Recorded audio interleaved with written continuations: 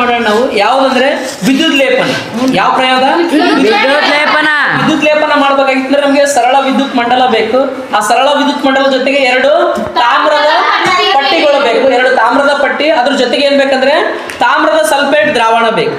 ಈ ತಾಮ್ರದ ಸಲ್ಫೇಟ್ ದ್ರಾವಣದಲ್ಲಿ ಇವೆರಡು ಪಟ್ಟಿಗಳನ್ನ ಅದ್ದಿದಾಗ ನಾವು ಇದಕ್ಕಿಂತ ಮುಂಚೆ ಮಾಡಿದ್ವಲ್ಲ ಒಂದು ಪ್ರಯೋಗ, ನೀರಿನ ವಿದ್ಯುತ್ ವಿಭಜನೆ, ಅದ್ರ ತರನೇ ಇಲ್ಲಿ ಏನಾದ್ರೂ ಬದಲಾವಣೆ ಆಗುತ್ತಾ ಅನ್ನೋದನ್ನ ನೋಡೋಣ. ಫಸ್ಟ್ ಒಂದು ಪ್ರಯೋಗ ಮಾಡ್ತೀನಿ, ಅದ್ರ ಮೇಲೆ ಆಮೇಲೆ ನೋಡೋಣ.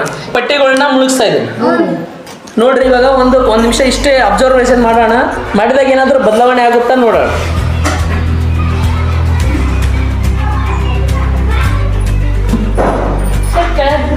ಓಕೆ, ಇಲ್ಲಿ ನೋಡ್ರಿ. ಈಗ ನೋಡ್ರಿ, ಸ್ವಲ್ಪ ಈ ಪಟ್ಟಿ ನೋಡ್ರಿ, ಈ ಪಟ್ಟಿ ನೋಡ್ರಿ. ಓಕೆ, ಈ ಪಟ್ಟಿ ಮತ್ತು ಇದು ಯಾವ ಅಗ್ರ? ಇದು ಯಾವ ಅಗ್ರ? ಈಗ ಋಣಾಗ್ರದ ಪಟ್ಟಿಯಲ್ಲಿ ಏನಾದ್ರೂ ಬದಲಾವಣೆ ಕಾಣಿಸಕತ್ತೈತಿ. ಏನಾಗೈತೆ ಅಂದ್ರೆ ಇದರಲ್ಲಿರುವಂತ ಪಟ್ಟಿ, ಈ ಪಟ್ಟಿಯಲ್ಲಿರುವಂತ ತಾಮ್ರ.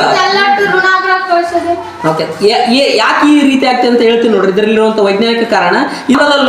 ತಾಮ್ರದ ಪಟ್ಟಿ ಅದಲ್ಲ, ಈ ತಾಮ್ರದ ಪಟ್ಟಿಯ ಮೇಲೆ ಏನಾಕತೈತಿ, ಈ ದ್ರಾವಣದಲ್ಲಿರುವಂತ ತಾಮ್ರ ಏನಾಕತೈತಿ ಹೋಗಿ ಕುಂತ್ಕೊಂಡಕತೈತಿ.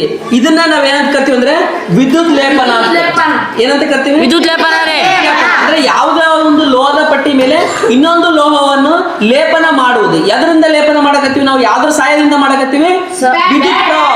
ಅದೇ ಬ್ಯಾಟ್ರಿಯಿಂದ ಏನಾಕತ್ತೀವಿ? ವಿದ್ಯುತ್ ಪ್ರವಾಹದ ಸಹಾಯದಿಂದ.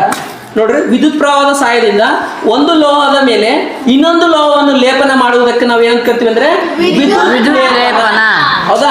ವಿದ್ಯುತ್ನ ಸಹಾಯದಿಂದ ಮಾಡಕತ್ತೀವಲ್ಲ, ಅದಕ್ಕಾಗಿ ನಾವು ಇದನ್ನ ವಿದ್ಯುತ್ ಲೇಪನ ಅಂತ ಕರ್ತೀವಿ.